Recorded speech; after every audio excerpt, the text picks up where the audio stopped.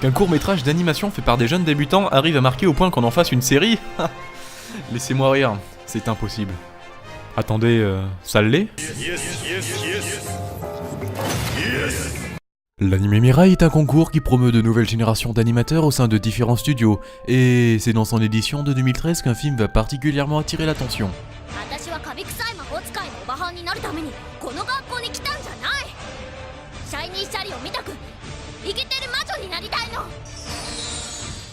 Le film, d'une vingtaine de minutes, respire de la folie inventrice et innovatrice de ceux qui ont jadis fait rêver toute une génération de fans d'animation japonaise, soit Hiroyuki Imaishi ainsi que Yo Yoshinari, le directeur de Little Witch Academia. Car en effet, pour un film court, il reste modeste à ses limites et se contente de raconter une histoire courte et simple, mais bien racontée, remettant en cause l'importance d'un scénario dans un animé.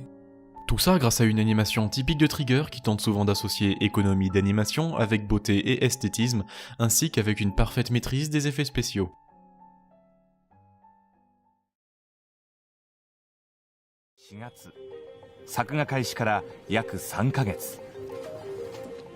Avec le succès du premier, un second film kickstarté par les fans va voir le jour en 2015.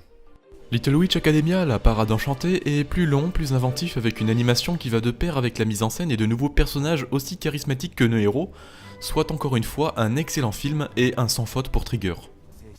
C'est ainsi et sans surprise que 4 ans après l'anime Mirai, en 2017, une série de 25 épisodes est prévue avec toujours Yoshinari aux commandes. Il va d'ailleurs préférer un aspect slice of life aventure à la série au lieu d'action aventure comme ce fut le cas pour les films. Ce choix est notamment explicable par l'envie de Yoshinari de faire parler son âme d'enfant, celle du créateur fou qu'il était plus tôt dans sa carrière. D'ailleurs, les références à ses travaux précédents sont nombreuses et font un peu d'office, comme pour Imaishi avec son Space Patrol Loloco, de rétrospective de l'auteur. Ainsi, même peut-être inconsciemment, au-delà des épisodes qui s'éloignent d'une trame racontée épisode par épisode, l'œuvre nous parle avant tout de l'auteur et surtout des créateurs en général. Vous l'aurez donc peut-être compris, Little Witch Academia est le bac à sable dont rêve tout créateur pour exploiter son potentiel créatif et artistique. Or, cet avantage au gré des créateurs peut se retourner contre l'œuvre, car il suffit d'un seul manque d'imagination pour créer des épisodes moins intéressants et peu palpitants, tant on peut avoir 3 épisodes d'affilée explosifs, ainsi qu'une suite d'épisodes avares en divertissement.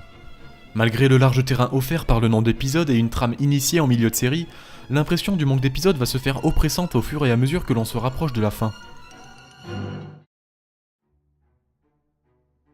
D'ailleurs, en parlant de fin, celle-ci peut s'avérer décevante sur plusieurs points car elle laisse de côté l'imaginaire pour une conclusion plus classique, mais aussi parce qu'elle n'apporte aucune importance à une quête qui pourtant dure depuis plus d'une douzaine d'épisodes.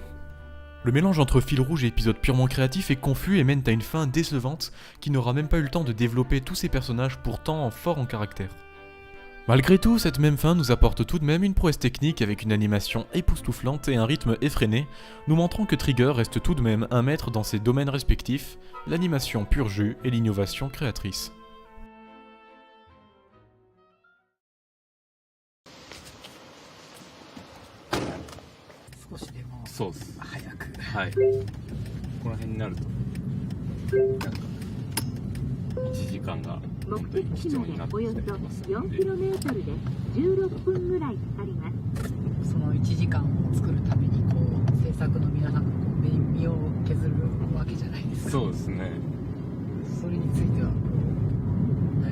いや、まあ好きなんでやってられるって感じじゃないですかね。